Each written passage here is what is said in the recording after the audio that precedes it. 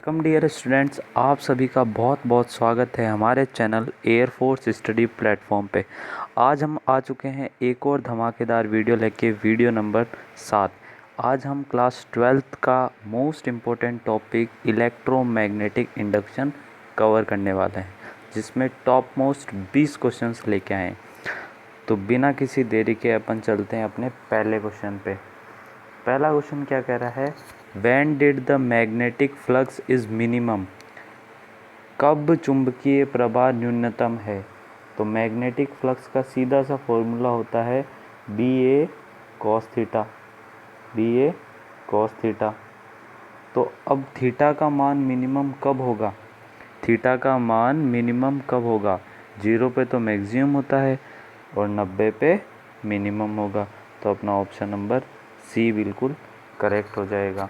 समझ में आया। पहला क्वेश्चन कह रहा है मैग्नेटिक जो फ्लक्स होता है ना, वो मिनिमम कब होगा। तो कॉस की वैल्यू 0 पे मिनिमम मैक्सिमम होती है और 90 पे मिनिमम होती है। ठीक है, चलते हैं अपन अपने सेकंड क्वेश्चन पे। सेकंड क्वेश्चन क्या कह रहा है, if phi is equal to 3t square plus 2t plus 6 then calculate the electromotive force at 2 second. तो अपने को 2 सेकेंड पे इलेक्ट्रोमोटिव फोर्स फाइंड आउट करना है। अपने को फाई यानी कि इलेक्ट्रिक मैग्नेटिक फ्लक्स की इक्वेशन दे रखी है। तो आइए अपन कैलकुलेट करते हैं। तो फैराडे का सेकंड लॉ कहता है जो फाई होता है ना, वो इसका डिफ्रेंशिएशन अगर अपन कर देते हैं टाइम के रेस्पेक्ट में, तो अपने पास आ जाता है इलेक्ट्रोमोटिव फोर्स, ईएमएफ आ जाता है अपने पास। अब ईएमएफ तो आ जाता है अपने पास। अब इस ईएमएफ को कैलकुलेट कैसे करना, इसका इंटीग्रेशन करो, डिफ्रेंशिएशन करो। 3 2 जा 6 आगे आ जाएगा, 6t प्लस 2, ये इसका डिफ्रेंशिएशन आ जाएगा। अब t अपने को कितना दे रखा है, 2 सेकेंड। तो इलेक्ट्रोमोटिव फोर्स उस हिसाब से कितना आ जाएगा, 6 2 जा 12 प्लस 2 14 अपना आंसर आ जाएगा। तो इलेक्ट्रोमोटिव फोर्स आंसर आ गया 14। चलते हैं अपन तीसरे क्वेश्चन की तरफ। तीसरा क्वेश्चन कह रहा है which statement is true about Lenz law. तो लेंज लॉ के लिए कौन सी स्टेटमेंट हमारी सही है।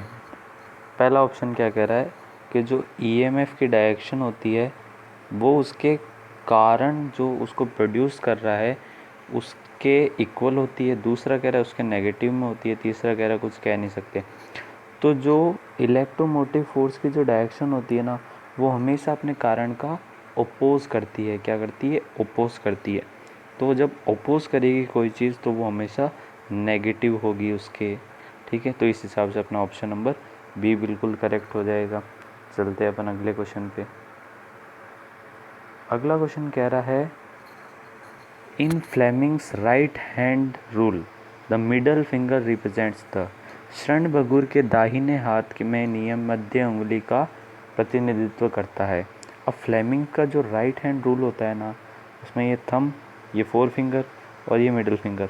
तो जो मिडल फिंगर होती है ना, वो इंड्यूस्ड करंट की डायरेक्शन को शो करेगी।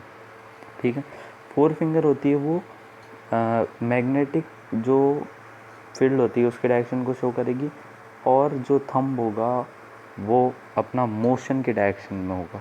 ठीक है, तो फ्लेमिंग के राइट हैंड के रूल में मिडल फिंगर किसको रिप्रेजेंट करेगी, इंड्यूस्ड करंट को। ओके, समझ में आया। चलते हैं अपन अगले क्वेश्चन पे।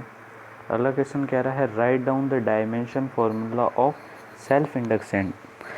अब सेल्फ इंडक्टेंस होता है L। अब वो किसके बराबर होता है, जब अपन फ्लक्स में करंट का भाग लगा देते हैं, I का, फ्लक्स और करंट का डिवीज़न कर देते हैं, तो अपने पास इसका डायमेंशन फार्मूला आ जाएगा। तो अपने को इसका डायमेंशन फार्मूला डायरेक्ट याद करना है, जो कि फ्लक्स और करंट के डिविडेशन से आया है। तो लास्ट में अपना फाइनल आंसर आ जाएगा M1 L2 T-2 और A-2। Okay, so this is our dimension formula of inductance. Unit क्या हो जाएगी, यूनिट हो जाएगी फ्लक्स की होती है वेबर अपॉन करंट की क्या होती है, एम्पियर। तो वेबर अपॉन एम्पियर, ये इसकी यूनिट हो जाएगी। चलते हैं अपन अगले क्वेश्चन पे। अगला क्वेश्चन क्या कह रहा है, in mutual inductance the energy which is stored is in the form of, पारस्परिक प्रेरण में जो ऊर्जा संचित होती है वह किस प्रकार है, पोटेंशियल एनर्जी के फॉर्म में, काइनेटिक एनर्जी के फॉर्म में, इलेक्ट्रिकल एनर्जी के फॉर्म में, या फिर मैग्नेटिक एनर्जी के फॉर्म में।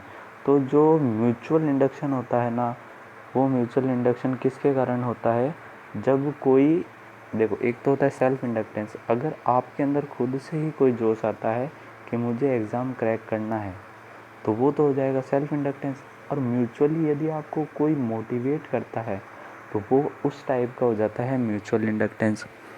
तो ये जो एनर्जी, जिस एनर्जी में ये स्टोर होता है उस एनर्जी को कहते हैं magnetic energy.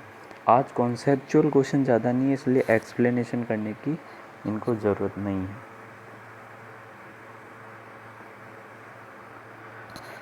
Measurement of self inductance is popularly known as, अब जो सेल्फ इंडक्टेंस को अपन मेज़र करते हैं, स्व अधिष्ठापन में माप को लोकप्रिय रूप में जाना जाता है। किस रूप में जाना जाता है, उसको कहते हैं इलेक्ट्रिक इनर्शिया। ये मोस्ट इम्पोर्टेंट क्वेश्चन है, ये बहुत ही शानदार क्वेश्चन है। मेजरमेंट ऑफ सेल्फ इंडक्टेंस को क्या कहते हैं, मतलब किस नाम से जाना जाता है, तो वो इलेक्ट्रिक इनर्शिया के फॉर्म में जाना जाता है। ये चीज़ याद रखना, बहुत ही शानदार क्वेश्चन है ये। नेक्स्ट क्वेश्चन अपना क्या कह रहा है, 8th number, the eddy current is used in which of the following. Eddy current को कहाँ उपयोग किया जाता है, ठीक है। पहला कह रहा है वोल्टमीटर में, गलत। दूसरा कह रहा है होम अप्लायंसेज में, गलत।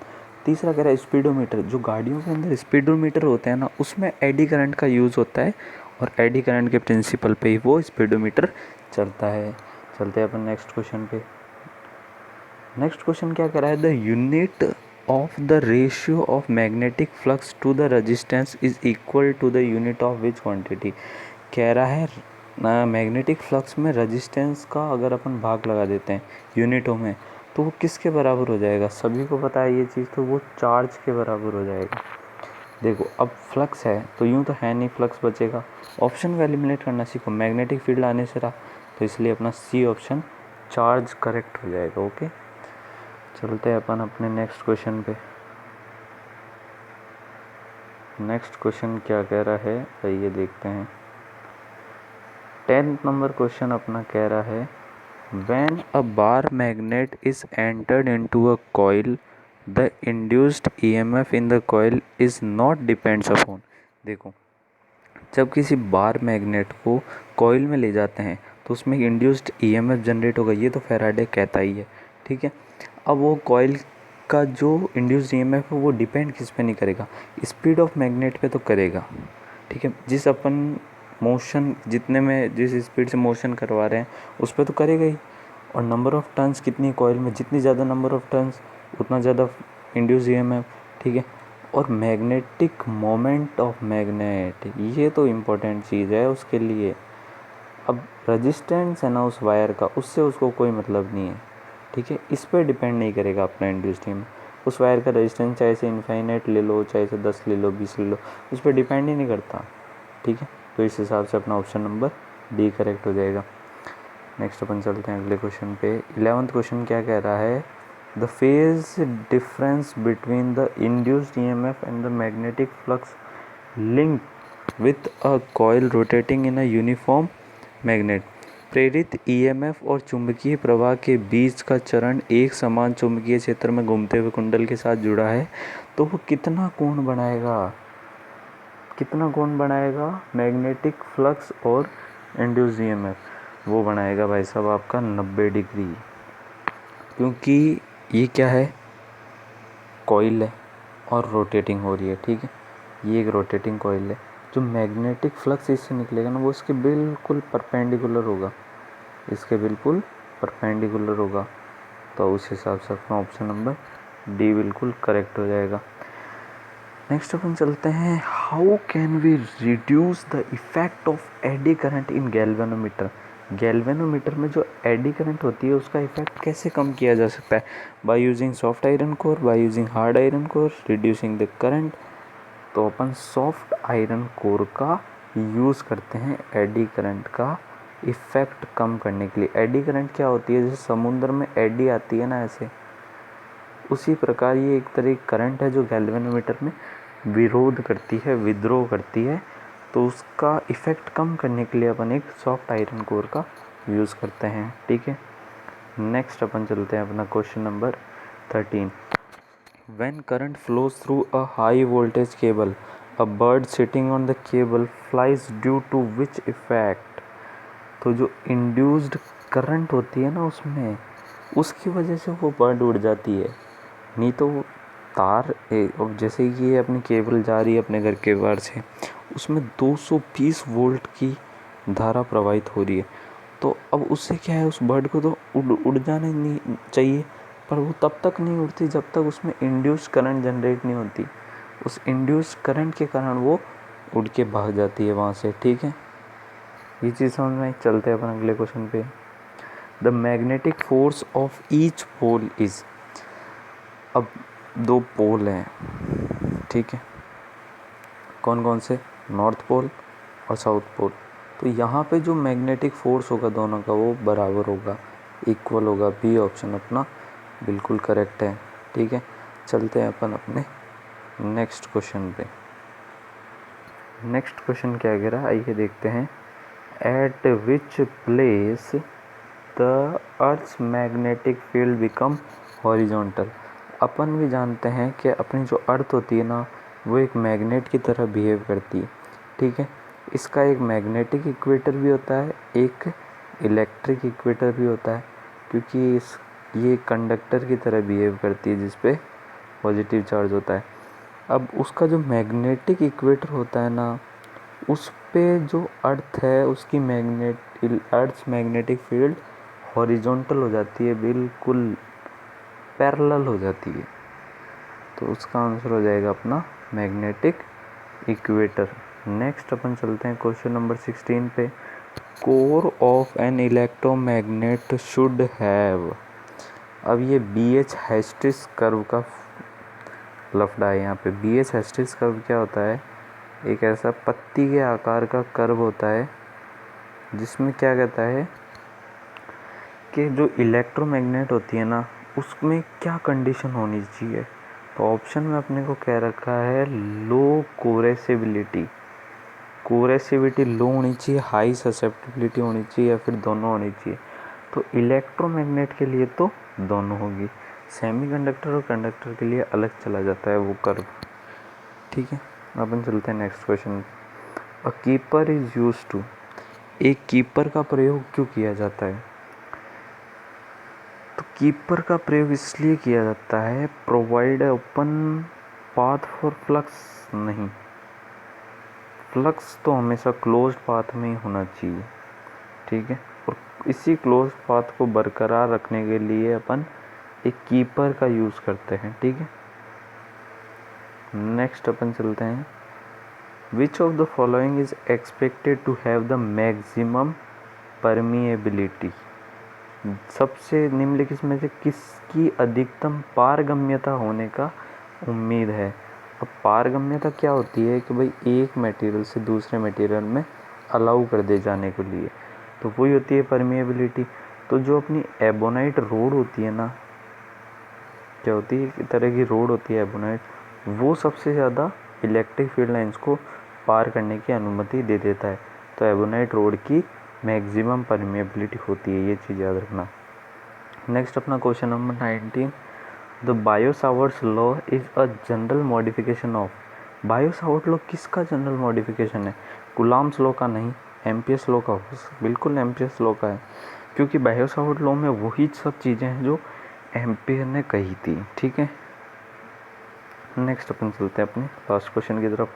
For which among the following house appliances magnet is essential part. देखो, लगभग अपने सभी होम अप्लायंसेस में मैग्नेट तो एसेंशियल पार्ट है ही, पर घरेलू उपकरणों के बीच चुंबक का अनिवार्य हिस्सा कौन सा है? कॉलिंग बेल, जो आप बेल बजाते हैं बाहर घंटी, वो आपका पंखा उसमें मैग्नेट है, वॉशिंग मशीन में मैग्नेट है, तो उपरोक्त सभी, इसका डी ऑप्शन करेक्ट हो जाएगा। तो ये थे हमारे आज के टॉप 20 क्वेश्चन, इलेक्ट्रोमैग्नेटिक इंडक्शन के 20 क्वेश्चन। तो अगर ये आपको वीडियो जैसा भी लगा है उसको कमेंट में ज़रूर बताइएगा। Make sure to subscribe our channel air force study platform, जहाँ पे आपको टॉप मोस्ट क्वेश्चंस अवेलेबल रहेंगे। अगर आपको इसकी PDF चाहिए तो हमारा टेलीग्राम चैनल ज़रूर ज्वाइन कीजिए, जो कि एयरफोर्स स्टडी प्लेटफॉर्म के नाम से है। ठीक है, तो तब तक के लिए जय हिंद, जय भारत, वंदे मातरम।